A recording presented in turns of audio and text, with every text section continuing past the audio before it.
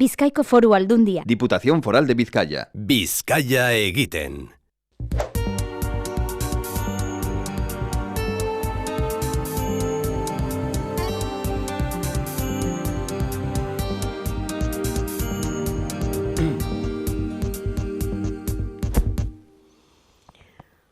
Arratsaldeon, Vizcaya cuenta con un nuevo municipio, es el 113 y se llama Usánsolo, procede de la desanexión de Galdakao. El pleno celebrado ayer en las Juntas Generales aprobaba esta desanexión, lo hacía con los votos a favor del Partido Nacionalista Vasco, de Euskal Herria Bildu y del Carrequín Vizcaya. El Partido Popular se abstenía y el Partido Socialista votaba en contra por entender que incumple la ley estatal.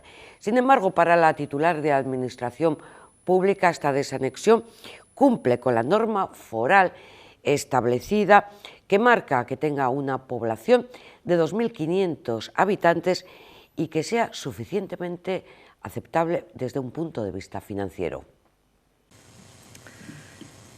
El día 11 de febrero de 2020 fue cuando empezó este expediente.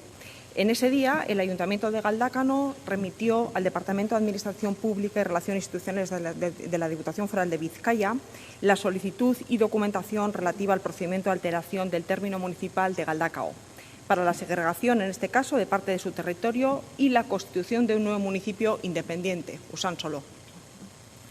Para llevar a cabo el procedimiento, por orden foral de 29 de junio de la Diputada Foral de Administración Pública y Relaciones Institucionales, se designan los representantes de la Comisión Mixta para la alteración del término municipal de Galdakao. A partir del 21 de octubre del año 2020, esta comisión mixta da inicio al proceso de elaboración de la memoria y demás documentación exigida, también de conformidad con lo previsto en el artículo 43 de nuestra norma foral de demarcaciones territoriales.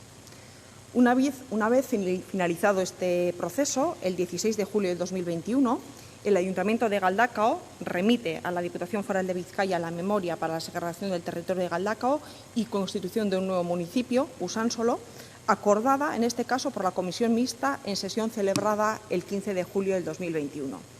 Dicha memoria fue publicada también el 6 de agosto de 2021 en el Boletín Oficial de Vizcaya. Así, con fecha 15 de noviembre de 2021, tiene entrada nuevamente en sede de la Diputación Foral de Vizcaya el expediente relativo a la alteración del término municipal de Galdakao que nos ocupa, con toda la documentación referente a las actuaciones llevadas a cabo en el proceso de segregación.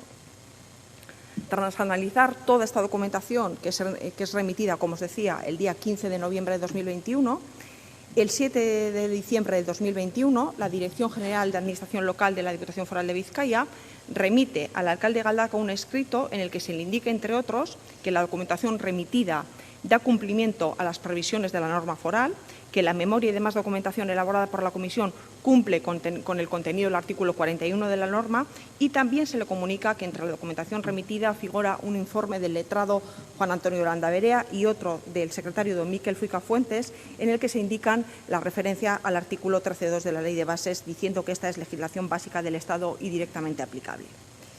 Tras el envío del citado escrito, el 10 de febrero de 2022, el secretario del Ayuntamiento de Galdakao remite al Departamento de Administración Pública y Relaciones Institucionales los certificados de los acuerdos adoptados en el Pleno de Galdakao celebrado el 27 de enero del año 2022, relativos a la alteración del término municipal. En concreto, se envía la aprobación de la memoria de la Comisión Mixta y también la aprobación de la apertura del proceso de consulta sectorial y de ámbito territorial limitado que se celebró, como saben, el 27 de marzo del 2022 y el cual resultó favorable a la segregación y creación del nuevo municipio. En este mismo pleno se daba el visto bueno a los nuevos incentivos fiscales para la cultura, con deducciones a partir del 30%. Bueno, pues el Departamento de Hacienda de la Diputación Foral de Vizcaya empezó ya hace algo más de un año en la actualización de los incentivos fiscales a la cultura, y hoy, con la aprobación de esta norma foral, lo que reafirmamos es la apuesta por conseguir unas medidas más adecuadas para el impulso de la actividad cultural especialmente para aquella que se realiza en euskera. Y es que además volvemos a dar un paso decidido para utilizar la fiscalidad como una herramienta de competitividad en favor de todas las industrias culturales, creativas y del sector audiovisual. Vizcaya refuerza así su atractivo para que productoras de cine o de televisión, en definitiva de cualquier formato audiovisual y de las artes escénicas en vivo, puedan desarrollar su actividad aquí. Somos un foco de atracción de talento, tenemos un sector potente, fuerte, consolidado, que tiene capacidad suficiente para generar actividad económica y empleo, y en ese sentido entendemos que la norma foral que incentiva los incentivos fiscales, que intensifica los incentivos fiscales al cine y a las artes escénicas, va a servir también para fortalecer, como no, el sector, y además en un momento que entendemos que es decisivo. Las políticas de empleo diseñadas por la Diputación para hacer frente a las consecuencias de la pandemia han conseguido mantener 2.737 empleos durante los años 2020-2021. Esto es uno de los datos aportados por la titular de Empleo en el marco de la evaluación del Plan de Defensa del Empleo. Por dibujar la situación, cuando presenté aquel Plan de Defensa del Empleo, el impacto del coronavirus en el empleo había sido fuerte y profundo. Teníamos 78.061 personas desempleadas a 30 de abril del 2020, con 5.393 personas más que el mes anterior, y teníamos 14.250 afiliaciones menos a la Seguridad Social. 5 semanas después de la declaración del estado de alarma, teníamos 13.000 personas en ERTE en Vizcaya, que afectaban a más o menos 13.000 ERTEs, quiero decir, que afectaban más o menos a 100.000 personas. Por tanto, para proteger el empleo, creíamos que era muy necesario mirar a quienes peor lo estaban pasando y quienes tenían posiciones de vulnerabilidad frente a una crisis incierta, que no sabíamos cómo íbamos a salir de ella en ese momento. Éramos conscientes que teníamos que mirar a posteriori y con acciones más a largo plazo que justamente lo que podía ser, que ya estaba siendo desarrollado por otros gobiernos, el impacto inicial con los ERTEs. Yo me comprometía, desde luego, a arrimar el hombro con las fuerzas que teníamos y disponíamos, y hoy podemos decir que dibujamos 63.000 personas en desempleo en Vizcaya. Es una cara todavía complicada de la moneda, pero que seguimos trabajando diariamente, pero es verdad que tenemos el 31% de nuevos contratos indefinidos, que son 496.000 personas quienes están afiliadas a la Seguridad Social, y son 422 personas en este momento en ERTE, 422 frente a lo que teníamos entonces. Es verdad que la economía ha ido funcionando, hemos ido poniendo enganches y la economía está funcionando y, por tanto, los empleos están creándose. Yo creo que es muy importante hablar de las medidas que puso también el Gobierno de España con los ERTEs, la reforma laboral o las medidas anticrisis. Creo que no sería honrado atribuirnos lo que otros gobiernos y otras instancias han estado haciendo. Como entonces ya les relaté, hicimos un plan de contingencia inicial con una serie de medidas muy concretas, que no les voy a relatar todo el plan de defensa del empleo, que ustedes conocerán bien, y que trajimos aquí. En aquel plan hicimos un proceso de escucha activa para poner las medidas en funcionamiento. Trabajamos con 131 entidades, desde ayuntamientos, bearguinchas, tercer sector, sindicatos, centros formativos, universidades, asociaciones empresariales o clústeres empresariales. Y ellos nos dieron 4 claves que teníamos que poner en funcionamiento y que son las que luego se materializaron en el plan. Las medidas para el mantenimiento del empleo, fomento e impulso del empleo, acompañamiento hacia el empleo y formación para el empleo. Y eso dio lugar a nuestro plan de empleo, que iba con defensa y mantenimiento del empleo, impulso y regeneración del empleo y analítica para el empleo. Con 3 líneas, 8 programas que creo que conocen, pero solo por detallarles, sin por lo menos nombrarlos muy someramente, está el programa Mantén, que ya les sonará, el programa Contrata, el programa de transmisión empresarial, el programa Contrata 30, el programa 3R Empresa, el programa 3R Local y el programa 3R Universidad. Además, también tuvimos los programas mixtos de empleo y formación, los programas digitales de activación y el portal de empleo. Más o menos ustedes conocen y simplemente quería nombrarlos de manera somera. En materia de acción social, esta semana se ha presentado un nuevo servicio público que viene a sustituir al Instituto Tutelar de Vizcaya. Su nombre es Gaikuntza y su objetivo es sustituir la tutela por medidas de apoyo. Esta nueva legislación, además de la adecuación de la norma foral del Instituto Tutelar, también nos exige, como decía, un cambio del entorno, una transformación de la mentalidad y especialmente de aquellos profesionales que debemos ejercer nuestra función, a requerimiento de las personas con discapacidad, partiendo de los nuevos principios y no de visiones paternalistas. No se trata de un mero cambio de terminología, esto que hablamos de pasar de la incapacidad a medidas de apoyo, de la tutela a las medidas de apoyo, sino que lo que se pretende con la Convención de Nueva York y también con el cambio normativo es que los términos tradicionales de incapacidad e incapacitación se cambien por otros no solo más precisos y respetuosos, sino pasar a un nuevo paradigma más acertado, donde las personas con discapacidad son titulares del derecho a la toma de sus propias decisiones, derecho de ser respetado y al que tenemos que apoyarles. Dicho de otra manera, la sociedad tiene una imagen de las personas con discapacidad que ha sido reflejada en las palabras, y esas mismas palabras tienen un rol decisivo en la proyección que podemos hacer de las personas con discapacidad. Así, si las seguimos llamando personas incapacitadas, que necesitan tutela, estamos proyectando una incapacidad, una necesidad de ser dirigidas, tuteladas. Sin embargo, si borramos esas palabras de nuestro imaginario y sustituimos tutela por medidas de apoyo, empezamos a visualizar que esas personas, las personas con discapacidad, lo que necesitan son medidas de apoyo y dejamos su capacidad intacta. Ese es el mandato de la ley, el mandato de la Convención de Nueva York, y ese es el impulso que nos lleva a proponer esta modificación de la norma foral también del Instituto Tutelar de Vizcaya. Porque en realidad las personas con discapacidad lo que necesitan son apoyos para desarrollar su proyecto de vida. Y precisamente medidas de apoyo es como se denominan en el nuevo marco jurídico las funciones que va a desarrollar el Instituto, antes tutelar y ahora gaikuntza. En definitiva, con esta nueva norma foral, lo que se hace es adaptar el contenido de la norma foral de creación del Instituto Tutelar de Vizcaya al nuevo marco jurídico y al nuevo paradigma de la discapacidad, manteniendo el mismo espíritu, las mismas funciones y los mismos principios que hasta ahora tenía esta entidad, que además de desarrollar su función, los valores que están imbuidos son esa vocación de complementariedad y de garantía, siendo garantía última del sistema de prestación de apoyos tras una resolución judicial. Garantía última, siguiendo la prelación establecida por el Código Civil, cuando no existen o se inhiben las personas que, según el Código Civil, serían preferentes a la hora de asumir o ejercer esas medidas de apoyo.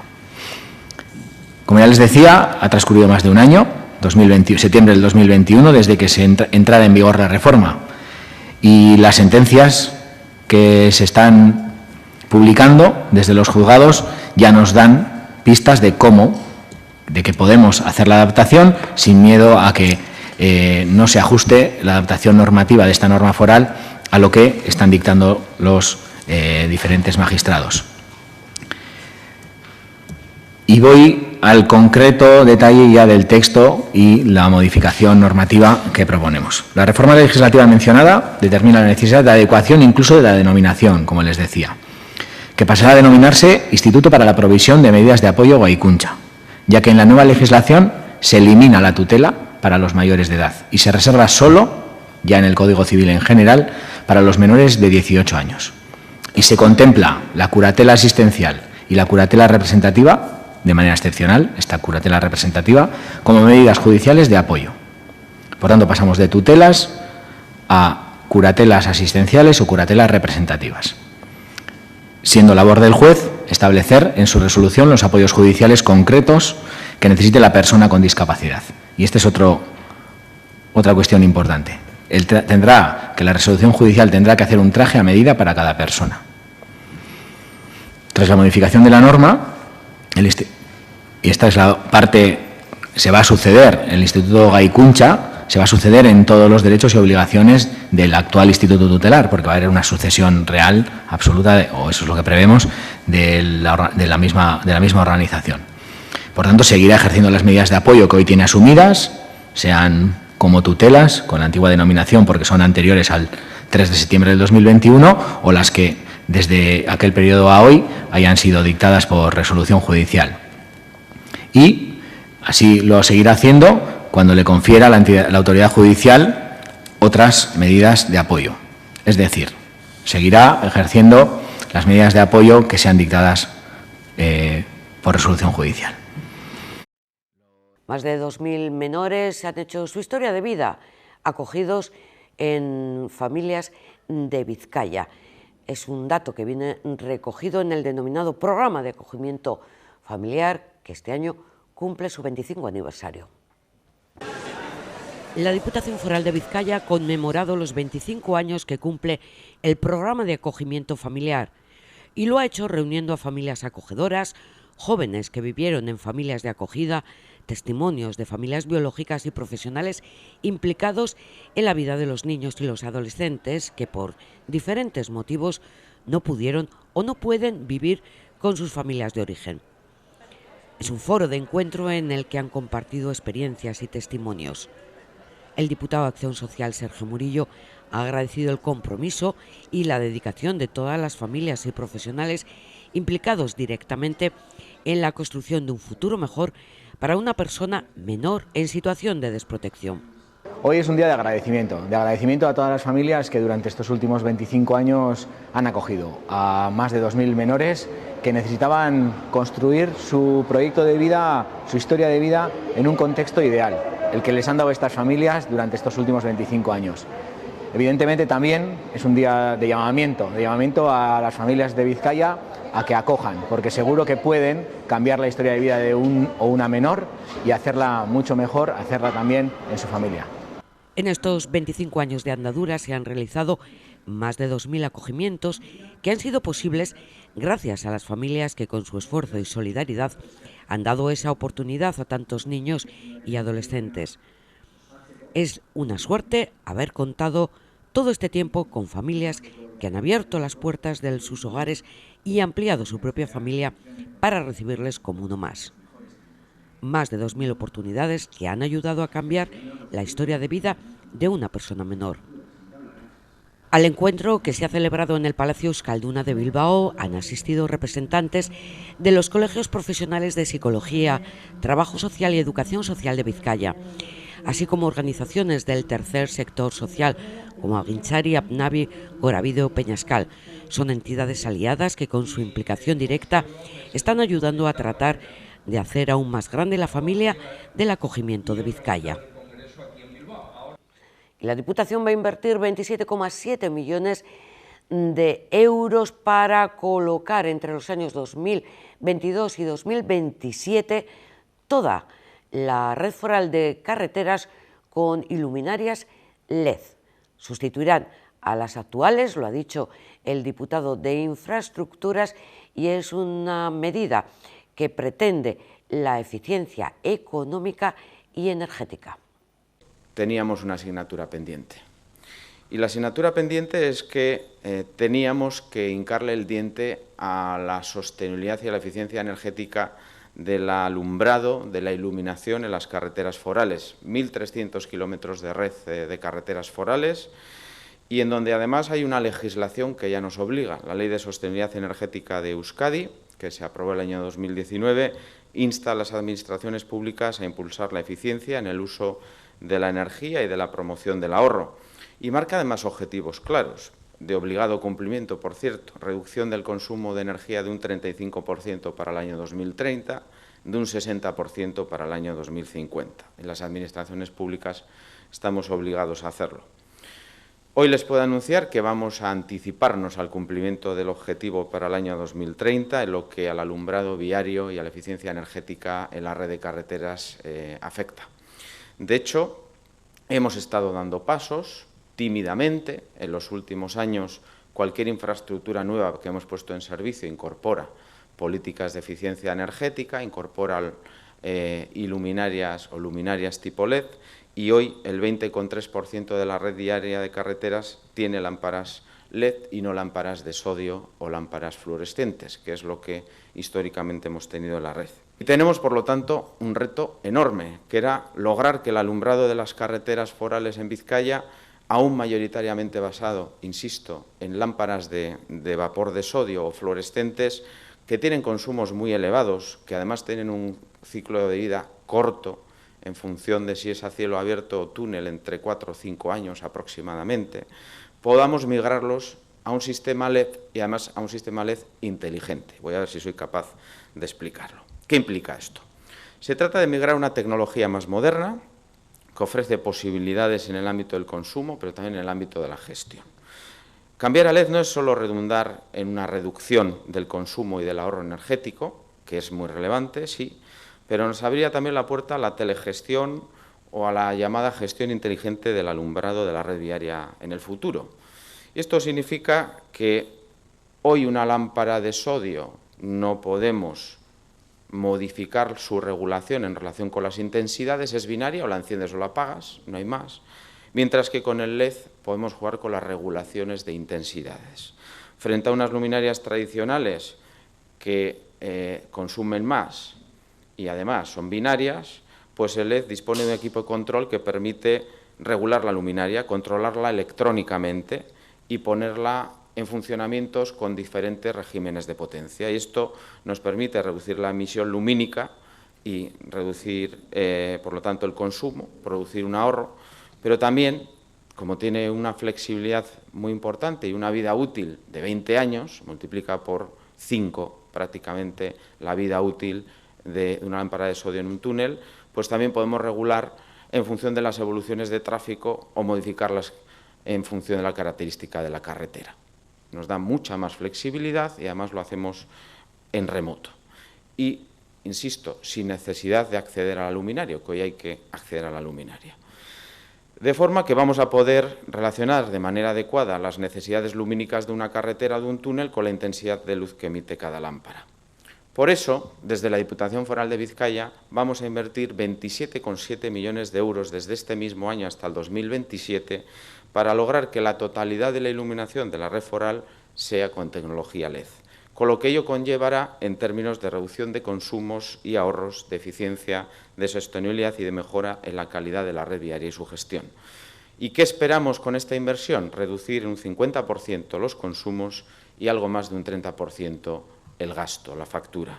La puesta en marcha de la inversión va a ser además inmediata. Esta misma semana vamos a licitar 10 millones de euros extraordinarios y la próxima semana licitaremos el nuevo contrato de alumbrado para los siguientes 5 años, dotado con 15,7 millones de euros. Y adicionalmente, ya este mismo año, Interviac en toda la red de autopistas ha activado inversiones en eficiencia energética. Pero en el primer lote vamos a estar actuando en Abanto, Ciervena, en Amorebieta, en Arrigorriaga, en Baracaldo, en Basauri, en Bilbao, en Galdacao, en Muskiz, en Ortuello, en Portugalete, en Santurce, en Sestao, en el Valle de Trápaga, por ejemplo.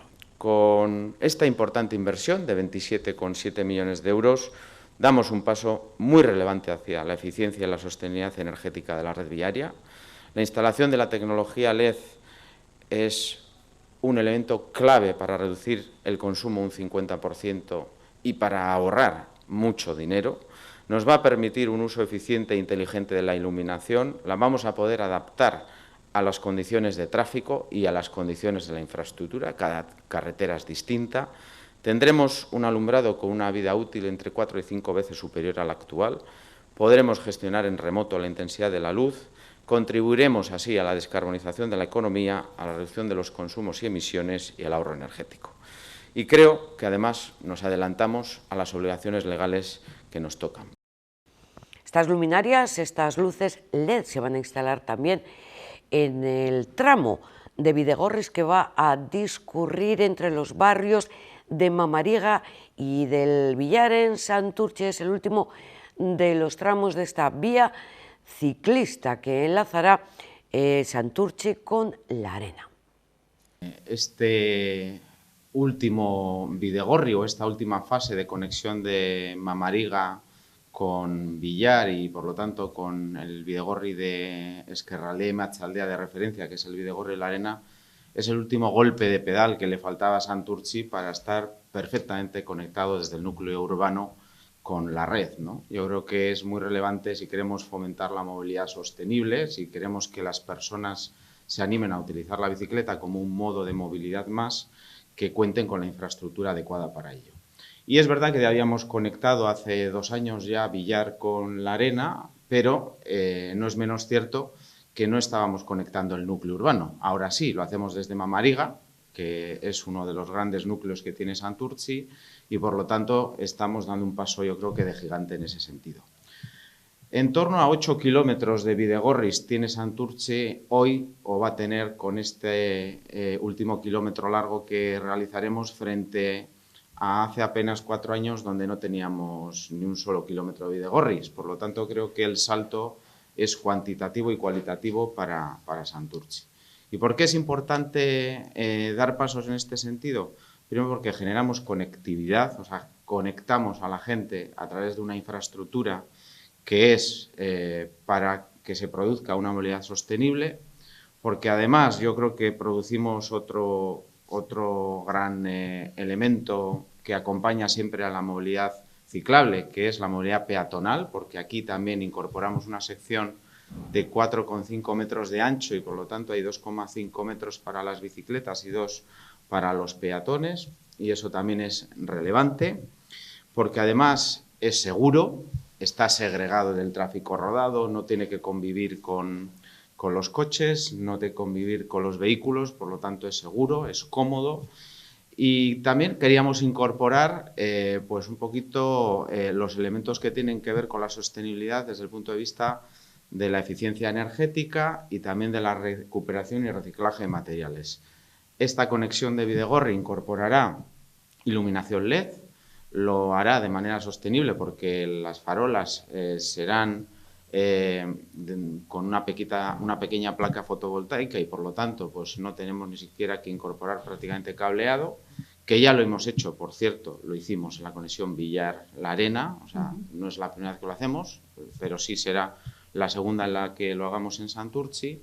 Y además la capa de pavimento que vamos a utilizar incorpora áridos reciclados. Vamos a incorporar una capa de pavimento con desechos siderúrgicos de las acerías del entorno que mezcladas con los áridos nos dan una capa de pavimento pues no solo muy sostenible, sino que además que perdura en el tiempo y de alta calidad. Entonces vamos a incorporar también un poco esa visión que nos parecía relevante.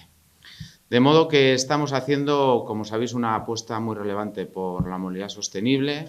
Santurtzi da este último golpe de pedal, pero quiero recordar que estamos también en estos momentos ejecutando la conexión que faltaba entre Baracaldo y Bilbao, que vamos a iniciar próximamente la bulevarización de la margen derecha, con ese paseo Boulevard Bidegorri entre Guecho y Bilbao, y también con ese puente ciclable y peatonal que unirá Erandio y Baracaldo. Es decir, que en el ámbito metropolitano la apuesta es muy relevante.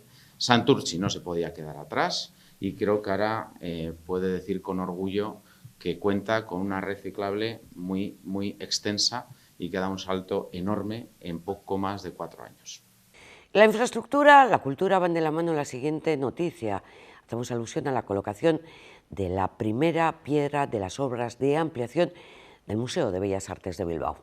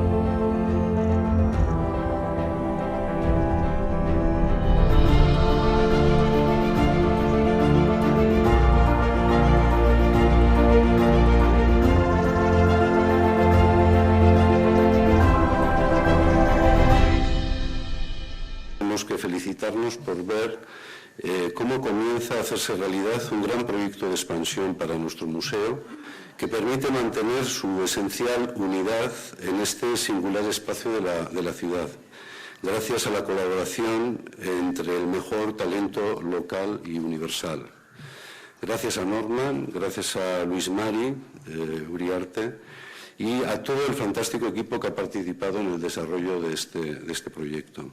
Este museo siempre se ha esforzado en tener una imagen amplia y abierta del mundo del arte. Es una de las instituciones culturales más antiguas de nuestro país, junto con Eusko Ikaskuntza y Euskaltzaindia. Hirurak sortu ziren oso momentu jakin batean, foruak galduta, gure erakundeak, gure kultura eta euskara berreskuratzea hilalabiziko bihurtu zen abagune batean. Desde el siglo XIX el museo siempre se ha esforzado en responder a las premisas que su tiempo le ha planteado y siempre se ha esforzado en cumplir con su misión, que es la de ser una referencia del arte en nuestro país y la de atender a las tendencias más modernas y contemporáneas que se están produciendo en el mundo. Y para ello ha ido adecuando su edificio y adecuando su estilo también a estos tiempos. En este tiempo que nos ha tocado vivir, cuando nos encontramos en medio de profundas transformaciones, cuando la incertidumbre se ha apoderado de nuestro mundo, nosotros ponemos la primera piedra de la ampliación de este museo. Helburua, etorkizunari ambizioz begiratzea da, mirar con ambición al futuro eta gure herriak Euskadin sortu duen sistemari bultzada bat ematea. El sistema vasco del arte es una constelación, un archipiélago. Lo forman diferentes instituciones, es una especie de sistema que funciona en red, donde cada institución aporta lo mejor de sí mismo y funciona con las demás en red. Arte Ederren Bilboko Museoa mugarri bat da sistema horretan, bere garrantziagatik, bere kolekzioagatik eta eskaintzen duen indarragatik. Es importante destacar también la colección de este museo, tanto en las diferentes edificaciones que lo han compuesto como en la forma en que ha completado su colección. Creo que uno de sus rasgos distintivos ha sido la manera en la que se ha relacionado con la sociedad, algo que se puede constatar en las donaciones que ha recibido y recibe y también en las relaciones que mantiene con los artistas contemporáneos vascos. Museoaren gune berriak, gure gainean egongo den Agravitas gune berriak, aukera eskainiko digu beraz, etorkizunari ilusioz eta ambizioz begiratzeko. Será una nueva oportunidad para mirar al futuro con ambición, para combinar disciplinas como la investigación, el diseño o la arquitectura. Por lo tanto, un motivo para felicitarnos. Zorionak guztioi, eta zorioneko izan dadila Bilboko museo eraberritura datorrena. Eskerrik asko.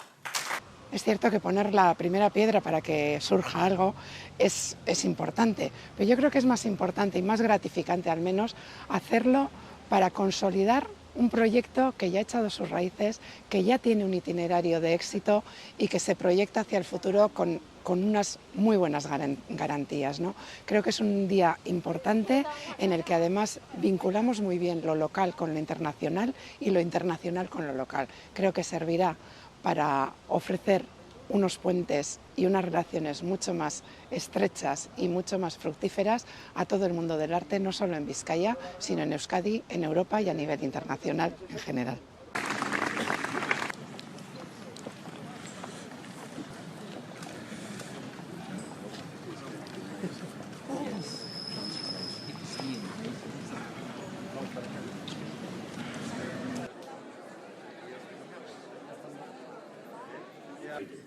So, in essence, it really is the best of the past process. I'd like to give a special thanks.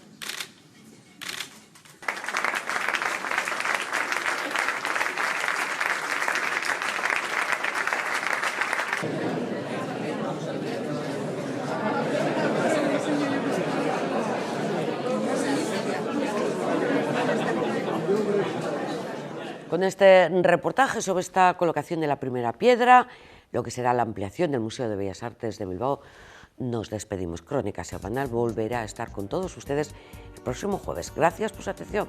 Agur.